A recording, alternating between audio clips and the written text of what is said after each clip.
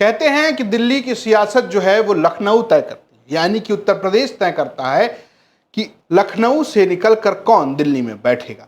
लेकिन लखनऊ में कौन बैठेगा ये तय करता है पूर्वांचल, क्योंकि पूर्वांचल में ना सिर्फ सीटें ज़्यादा हैं बल्कि राजनीति भी ऐसी है कि बड़े बड़े चाणक्य वहां पर फेल हो जाते हैं। 2024 का चुनाव हो या 2022 का चुनाव हो, समाजवादी पार्टी की साइकिल ने पूर्वांचल में बीजेपी को खूब परेशान किया। क्या यही माहौल 2027 में रहेगा? पूर्वांचल में कुछ कुछ चर्निंग होने लगी है। एक तरफ कहा यह जा रहा है कि ब्राह्मण वोटर नाराज है। किससे नाराज है? बीजेपी से भी नाराज है और समाजवादी पार्टी से भी नाराज है। खासकर इटावा कांड के बाद ब्राह्मणों की नाराजगी अखिलेश यादव से तल्ख है। स्थिति यह है कि एक बच्ची पंखुड़ी त्रिपाठी को जब अखिलेश यादव ने मदद ऑफर की तो उन्होंने ये कहकर मना कर दिया कि अखिलेश यादव बुरे हैं। वहीं कभी आरोप समाजवादी पार्टी के नेता संतोष पांडे पर लगता है कि वो एक सपा के यादव नेता के मौत के लिए जिम्मेदार हैं। लेकिन इन सबके बीच चर्चा ये भी है कि कोई ब्राह्मण प्रदेश अध्यक्ष बनाकर बीजेपी नाराज ब्राह्मणों को बैलेंस कर सकती है। और इन सबके बीच पूर्वांचल में चर्निंग ये भी है कि कुर्मी वोटर कहीं शिफ्ट हो रहा है। सुर जो है वो पार्टियों में बदलने लगे हैं। जो सहयोगी हैं बीजेपी के वो तल्ख तेवर दिखाने लगे हैं। इन सब पर बात करेंगे आज मुद्दे की बात में पूर्वांचल की सियासत की। और पूर्वांचल से हमारे साथ जुड़े हैं मोहन सिंह जी, वरिष्ठ पत्रकार, पूर्वांचल की सियासत को समझने के लिए सीधे बनारस से हमारे साथ जुड़े हैं आज। मोहन जी, बहुत बहुत स्वागत है मुद्दे की बात में। पहला सवाल आपसे यही है कि क्या लग रहा है आपको, खासकर ब्राह्मण वोटरों का रुख कहाँ है, वो किधर नजर आ रहे हैं अगर हम जमीन की बात करें तो? रजत, देखिए, एक तो यह है कि अभी जातियों वाइज सेगमेंट वोट का कोई अभी तय नहीं हुआ है, जहां तक मैं देख पा रहा हूँ। आवाज मेरी है? थोड़ा आवाज में आज दिक्कत होगी। जी आवाज ठीक आ रही है? बिल्कुल आवाज आ रही है, बताइए। तो जातियों वाला जो मुद्दा है अभी मैंने क्रिस्टलाइज नहीं हुआ उस तरह से जितना चुनावों के समय दिखता है। लेकिन ओवरऑल जो सरकार की जो स्थिति है उसको मैं डामाडोल देख रहा हूँ। योगी सरकार निचले स्तर पर हर मामले में फेल नजर आ रही है।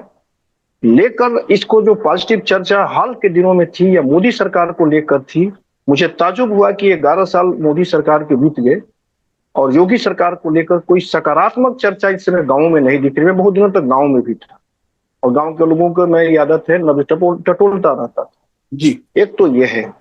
दूसरा, ये जो मुद्दे हैं समय समय पर दिमाग को बदलते हैं, लेकिन फिर अल्टीमेटली एक चुनाव जब डिक्लेयर होता है तो उस समय अपना माने उस तरह से गोलबंदियां शुरू होती है। गोलबंदियों का दौर अभी नहीं चल रहा है, एक तो ये है। लेकिन भाजपा की अपनी जो राजनीति चल रही है उसमें से दो वजह से योगी परेशान है और उनको समझ में नहीं आ रहा है कि मुझे करना क्या चाहिए। एक तो खुद बीजेपी के अंदर भी ये मुझे जो राजनीति समझ में आई है वो कि योगी को एक जाति विशेष का नेता सिद्ध कर दिया जाए, वो भी अभियान चल रहा है। मैंने सत्ता पक्ष के तरफ से चल रहा है, विपक्ष तो चला ही रहा है जी।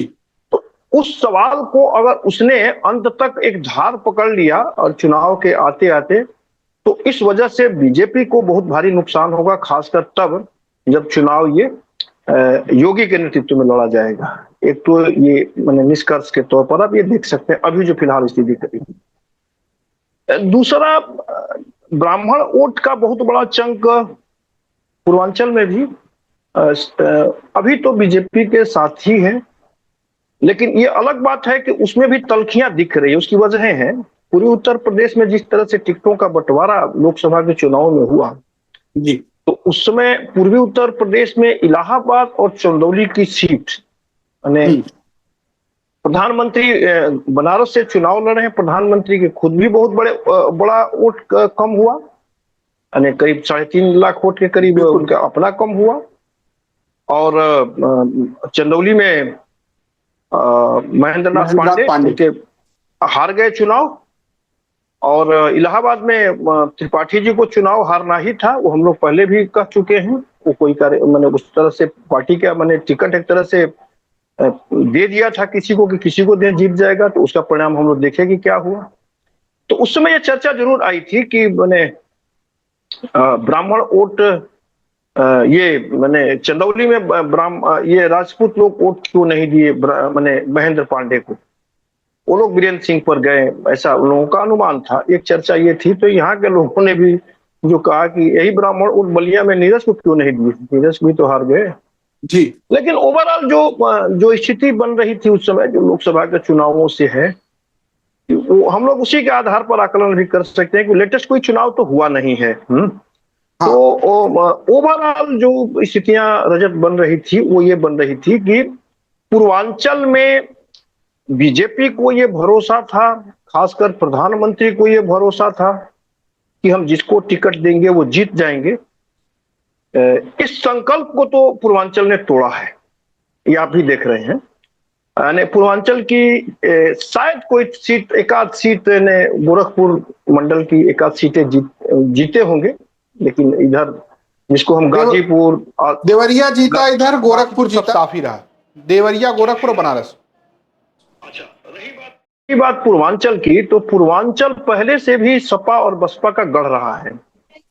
2014 में नरेंद्र मोदी के आने के बाद उसमें थोड़ा सा एक समय के लिए जिसे लगा कि टूटन हुई है, लेकिन वो टूटन बीजेपी बर्दाश्त नहीं कर पाई और फिर उसको अपने माने बैसाखियों का सहारा लेना पड़ा। ओम प्रकाश राजभर या फिर क्या कहते हैं कि ये अनुप्रिया पटेल।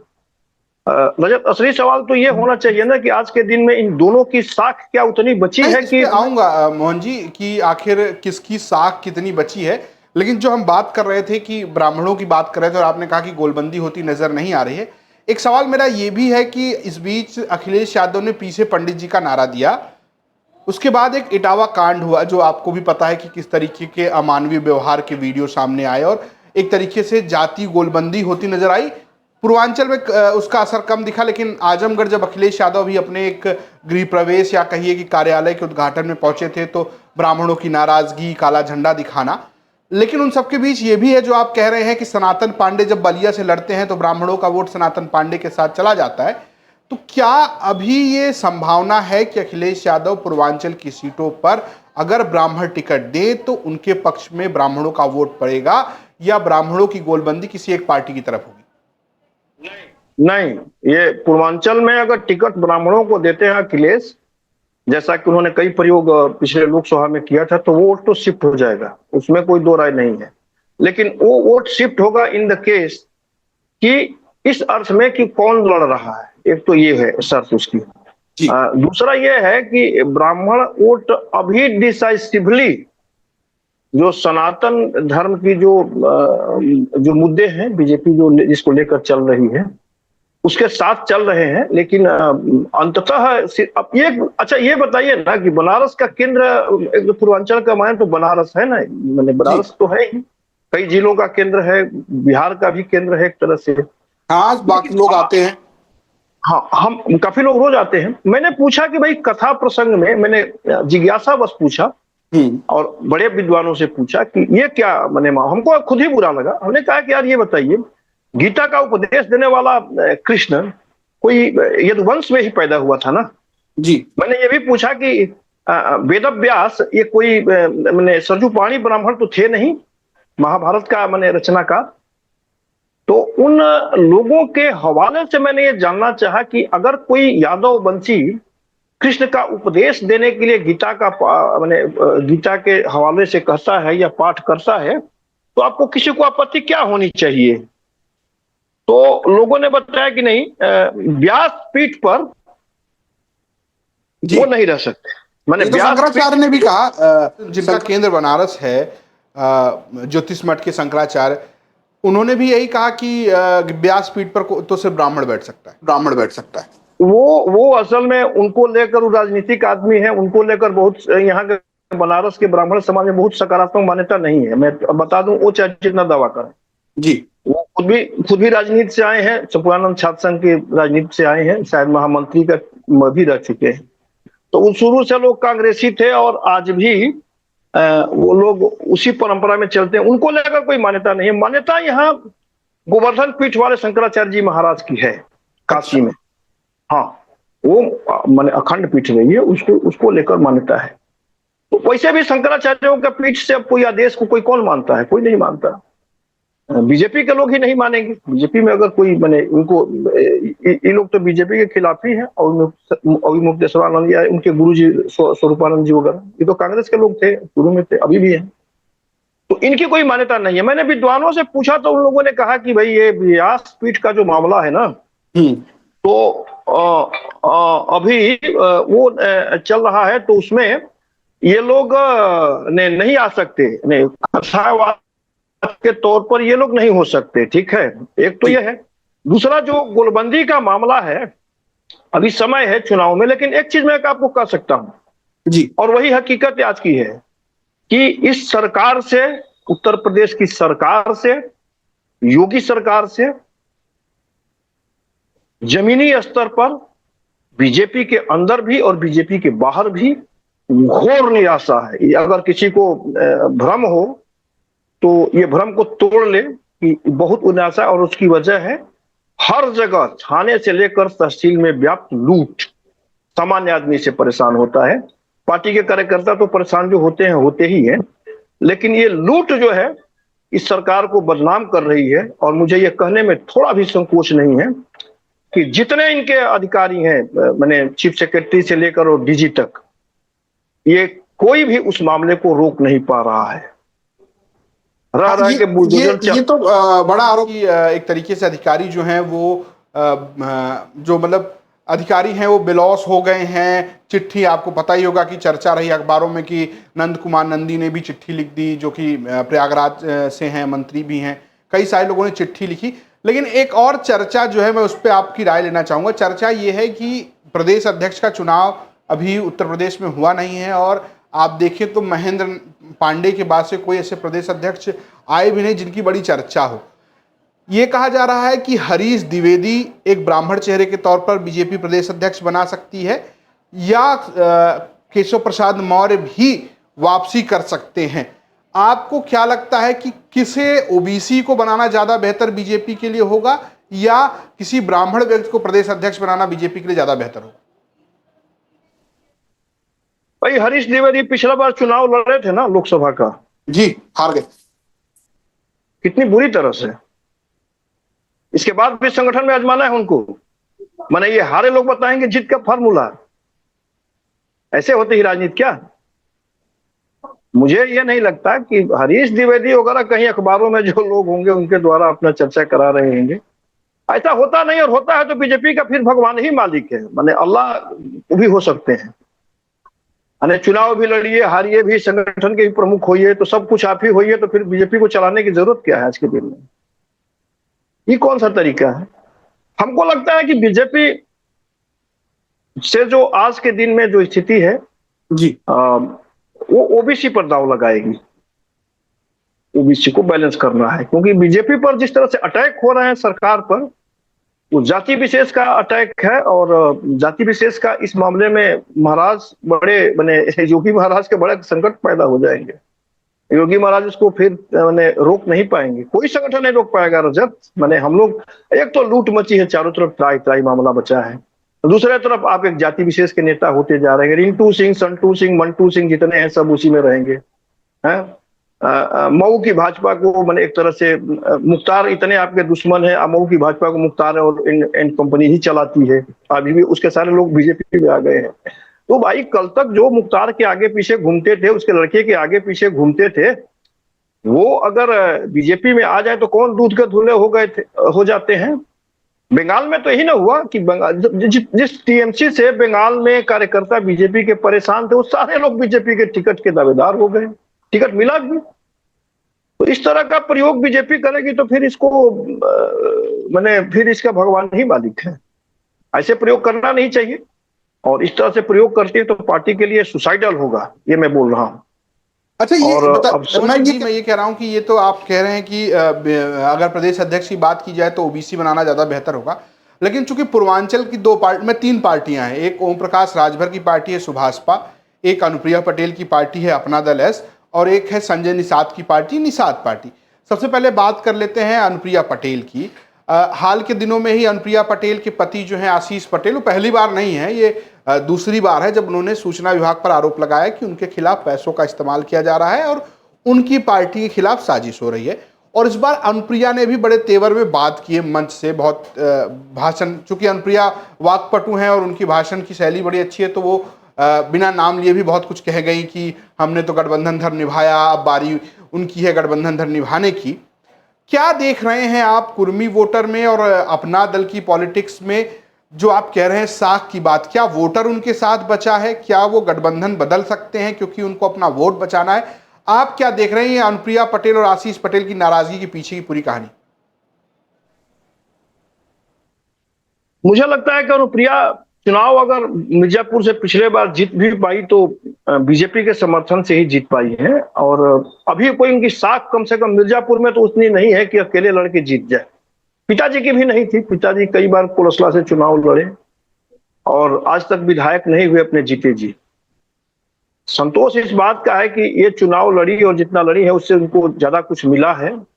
ये लोग दरअसल, इनकी राजनीति रजत शुरू होती है इनके पिताजी की बसपा से जी। बसपा में, और ये दोनों जो प्रजातियां हैं आज के दिन में, सुहेल राजदेव पार्टी, ये राजभरों की पार्टी और ये अपना दल, तो ये कानपुर देहात के महामंत्री इनके पिताजी होते थे, सोनेलाल पटेल जी। और ये जो है ओम प्रकाश राजभर, ये देहात के बनारस के अध्यक्ष होते, कोऑर्डिनेटर थे। कोऑर्डिनेटर नहीं, अध्यक्ष थे। कोऑर्डिनेटर इन लोगों को, ऐसे लोगों को नहीं, मायावती और काशीराम के जमाने में ऐसे लोग कोऑर्डिनेटर नहीं हो सकते थे, मैंने कोई संगठन का दायित्व था। तो इन लोगों ने, ऐसे ही लोगों ने कई गोलबंदियों की एक ताकत सीखी कि जातीय समूहों को इकट्ठा करके हम अपनी एक ताकत पहचान बना लें तो कोई भी दल हमको पूछेगा आज के दिन में, या कभी भी राजनीतिक दिनों में जो इस तरह की जब जरूरतें होती है। तो ये लोग उस समय बसपा से निकले तो इन लोगों को पहले ये समझ में आया कि आज के दिन में भाजपा है साथ में, तो भाजपा के साथ हो लिए, लेकिन अपनी शर्तों पर हुए। इसके साथ कितना सीट चाहिए, कितना इनको संसाधन चाहिए, और मुझे तो अनुमान है कि ये ओम प्रकाश राजभर तो पैसे के लिए भी बात किया था, कितना पैसा इसको चाहिए भाजपा से।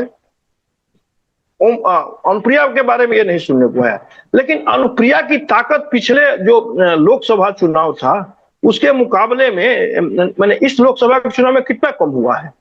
आप देखे ही होंगे कैसे कैसे चुनाव जीती है। और एक बात और बता दें जी कि रमेश बिंद वहां से अगर चुनाव नहीं लड़ता सपा से, और दूसरा कोई बिंद ही लड़ता चुनाव, तो इस बार अनुप्रिया को हरा देते मिर्जापुर से।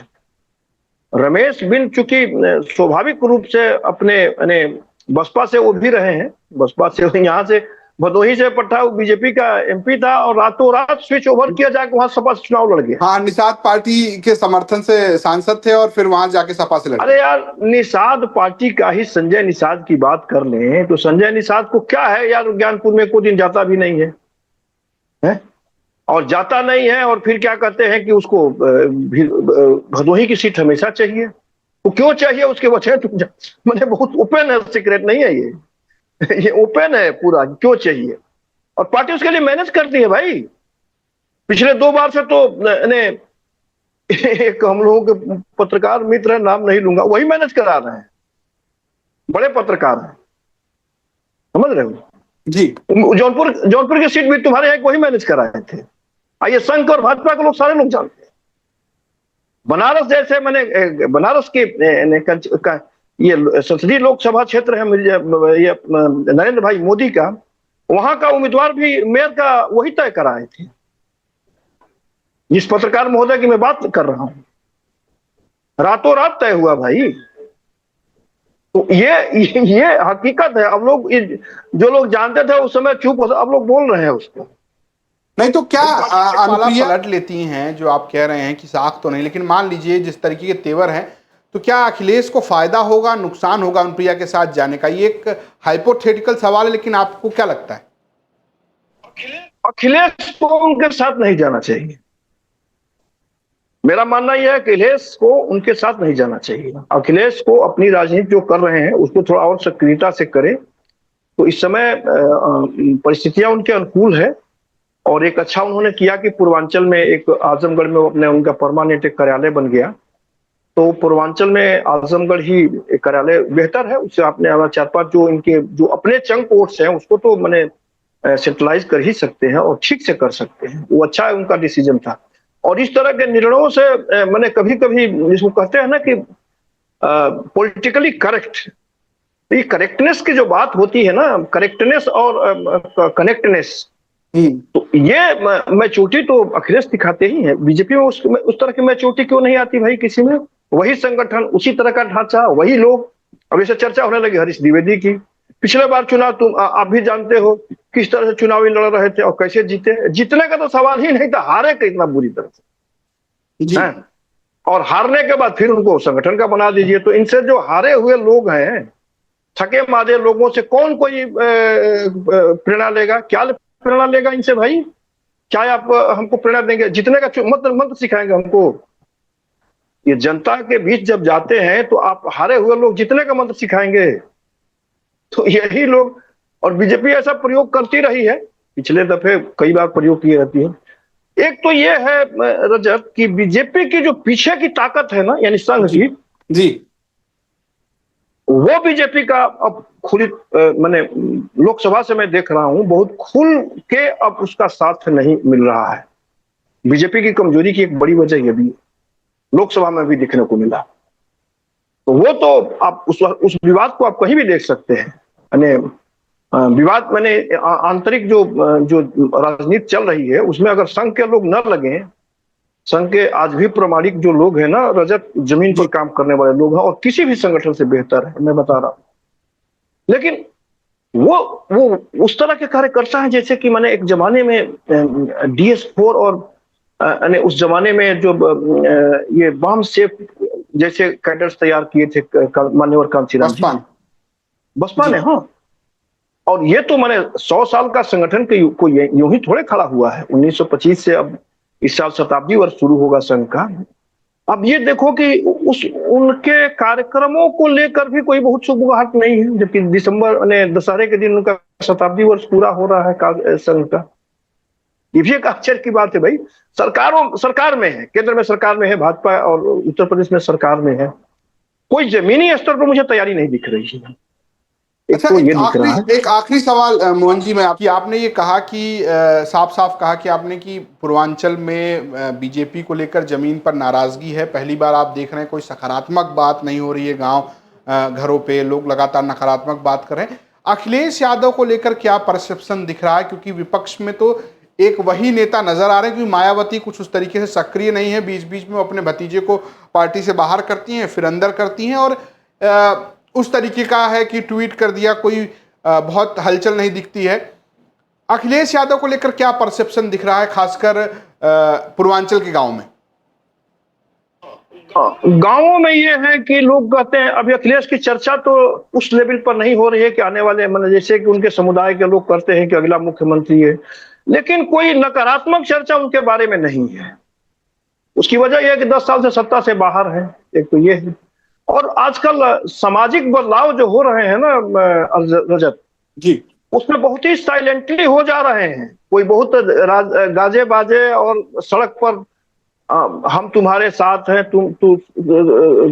उस लेवल पर नहीं हो रही है।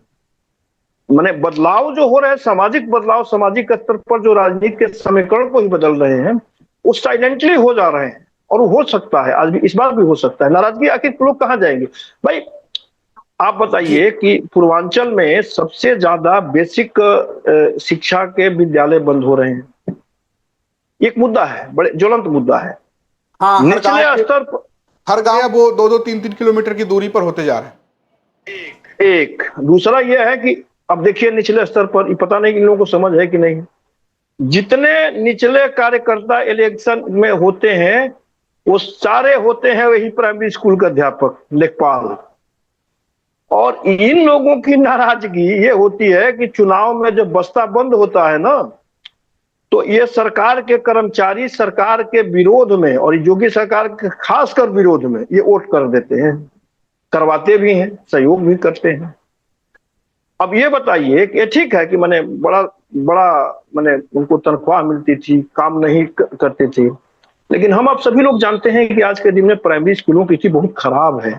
खराब इस अर्थ में है कि आज के दिन में कोई बच्चा अपना प्राइमरी स्कूलों में नहीं पढ़ाना चाहता, ठीक है, लेकिन अध्यापकों की तो तनख्वाह तो ठीक ठाक है, गांव के लेवल से अच्छी तनख्वाह है। तो ये, लेकिन ये उसका न्याय का ये तरीका नहीं है कि ले आप 2-3 किलोमीटर पर मर्ज कर दीजिए। उससे बड़ी नाराजगी है गांव में रजत, बहुत नाराजगी है। ब्लॉक से हर जगह चर्चा, मैंने खाली बात छेड़ दीजिए। कल भदोही के लोग मुझसे मिलने आए थे और भदोही में मैंने कह दिया कि यार, तो हमारे मित्र कह रहे कि यार मैंने हम तो बहुत हम के देखो यार, इस सब पार्टी उर्टी के चक्कर में मत पड़ो।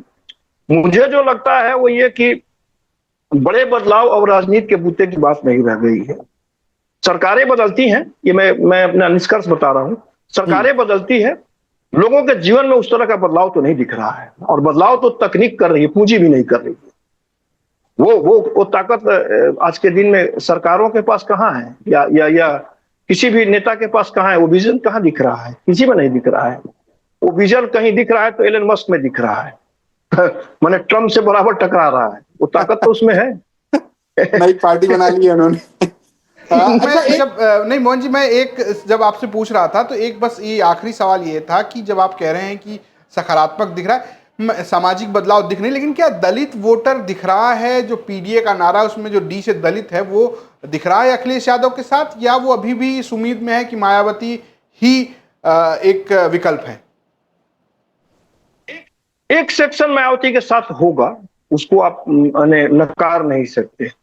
लेकिन जो जिसको कहते हैं डिसाइसिव वोट जो होगा दलितों का, अगर ठीक में उसमें उसके बीच सस्टेन एक कार्यक्रम चलाया जाए, अखिलेश जी की पार्टी चलाए, सपा चलाए, तो उसका सकारात्मक रुख सपा की तरफ हो सकता है। लेकिन दलित वोटों का ओवरऑल अभी भी सपा को पता नहीं क्यों शक की निगाह से देखता है, और वो साइलेंट वोट है। और उसके लिए जैसे नर्स करके तैयार किया था कांसीराम जी ने, वैसा कोई मूवमेंट भी नहीं दिख रहा है। मायावती के बस की बात तो कोई दिखती नहीं है। लेकिन और पार्टियों में भी मैंने ये अवसर था बीजेपी के लिए कि बीजेपी भी कर सकती थी, लेकिन वो केवल मंत्री बना के या किसी को दलित चेहरा के तौर पर या उसको सस्टेन्ड कार्यक्रम देके चलाना, वो बीजेपी ने नहीं किया, और वो चीज उनके हाथ से अब लगभग निकल गई है। सपा में रही बात, तो सपा में एक सेक्शन आ सकता है, लेकिन ओवरऑल सेक्शन जो है वो सपा को डाउटफुल नजर से देखता है। ये माननीय मुलायम सिंह जी भी जानते थे और अखिलेश को ही पता ही होगा। जी आज मोहन सिंह जी से हम बात कर रहे थे पूर्वांचल की पॉलिटिक्स को लेकर, जो बता रहे थे किस तरीके से पूर्वांचल में अभी फिलहाल चर्निंग चल रही है। तो मोहन सिंह जी, बहुत बहुत धन्यवाद हमसे बातचीत के लिए, और आप सभी दर्शकों का बड़ा बड़ा आभार। देखते रहिए यूपी तक।